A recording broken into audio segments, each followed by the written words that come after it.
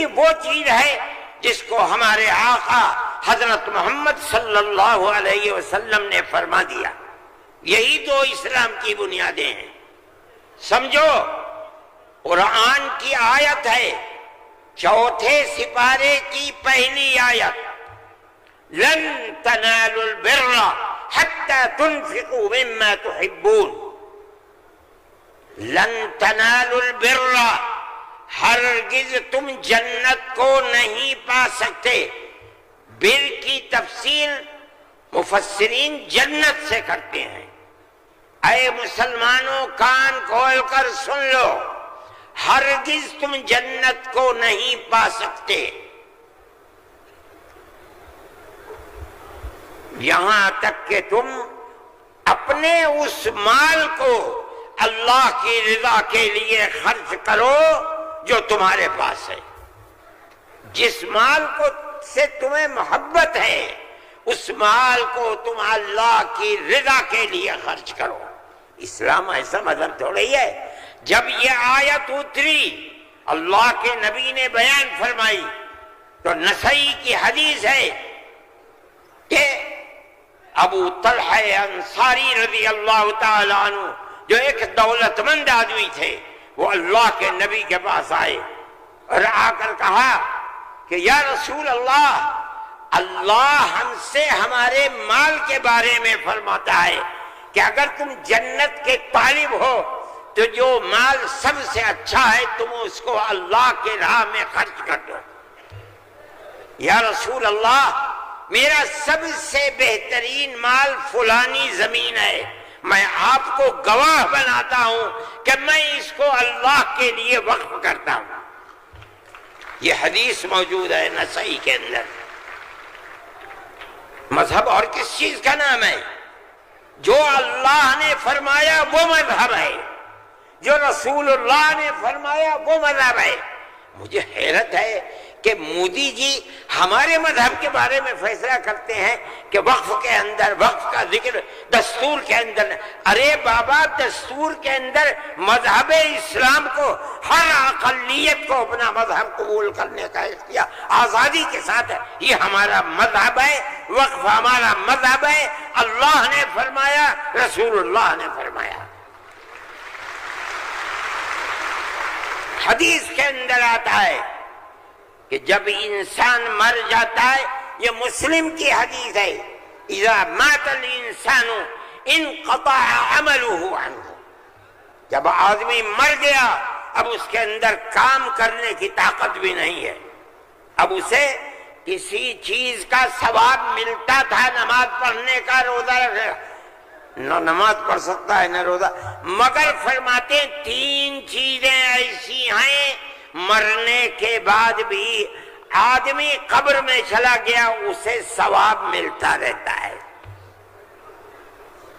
کیا ہے اس کے اندر؟ پہلی چیز ہے صدقۃ جاریۃ، ایسا صدقہ کر کے جانا کہ جو اس کا ثواب برابر جاری رہے. مثال کے طریقے پر کوئی کنواں کھدوا دیا، یہ اللہ کے لیے وقف ہے. 100 سال، 200 سال، 1000 سال اگر اس کنویں سے پیاسا پانی پیے گا اس آدمی کو پہنچے گا جو مر گیا 100 سال پہلے، اس نے بنوایا تھا کنواں. اسی لیے مسلم کی روایت ہے اور اس کے شارح امام نووی فرماتے ہیں کہ مراد اس سے وقف ہے. یہ قرآن و حدیث میں آپ کو سنا رہا ہوں. مجھے حیرت ہے کہ ہندوستان جیسے ملک کا وزیر اعظم ایسی بات کہہ رہا ہے. ارے بابا، کیا زکوٰۃ کا ذکر آئے گا دستور کے اندر؟ کیا نماز کا ذکر آئے گا دستور کے اندر؟ کل کو کھڑے ہو کہ یہ کہہ دو کہ نماز کا ذکر دستور میں نہیں ہے اس لیے نماز نہیں پڑھنے دی جائے گی. زکوٰۃ دستور میں نہیں ہے، زکوٰۃ نہیں کرنی. میں سوچتا ہوں کہ اللہ، ملک کا کون بول رہا ہے؟ وزیر اعظم، اور ایسی چیز بول رہا ہے جس کے نہ سر ہے نہ پر ہے. ہم اس کے مخالف ہیں. ہم کہتے ہیں پڑھو، خود نہیں پڑھتے، پڑھے ہوئوں کو بلاؤ، ان سے پوچھو دین کیا ہے، مذہب کیا ہے، ہم بتائیں گے۔ ہمارا ملک ہے، ہم ہمیشہ سے اس ملک میں رہتے آئے ہیں۔ اگر ہندو کی ذات برہمن ہے، جاؤ کشمیر میں مسلمان بھی برہمن ہے۔ اگر ہندو تیاگی ہے، مسلمان بھی تیاگی ہے۔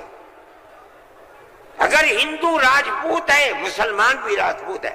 ہم کہاں سے آئے ہیں؟ ہم تو اسی ملک کے رہنے والے ہیں۔ جس کو ہندو کوئی مذہب پسند ہے وہ ہندو مذہب کے اوپر ہے، جسے عیسائی مذہب پسند ہے وہ عیسائی بن گیا، جسے سکھ مذہب پسند ہے وہ سکھ بن گیا، جسے اسلام مذہب پسند ہے وہ مسلمان بن گیا۔ لیکن جس طرح ایک گھر کے اندر 5 بیٹے ہیں، ایک ٹھگنا ہے، ایک لمبا ہے، ایک کالا ہے، ایک گورا ہے، یہ اختلاف باپ اور ماں کے اندر اختلاف کو پیدا نہیں کرتا۔ اسی طرح ہمارا مذہب ہے کہ آدمی کسی بھی مذہب کو اختیار کر لے، لیکن ہندوستانی ہونے میں ملکی اعتبار سے کوئی فرق نہیں ہے۔ ہمارا مذہب ہے، ہم اس کو مانتے ہیں اور یہی ایک حقیقت ہے۔ لیکن برا ہو اس نفرت کی سیاست کا۔ ایک ایسی بات کہہ رہے ہیں جس کے نہ سر ہے نہ پیر ہے، ایسا معلوم ہوتا ہے جیسے ہر مذہب کی ایک ایک جزئی چیز کو دستور میں ہندوستان کے اگر لایا جائے گا تو وہ دستور ہوگا، نہیں لایا جائے گا دستور نہیں ہوگا۔ لیکن میں کہتا ہوں کہ یہ غلط ہے۔ مودی جی کو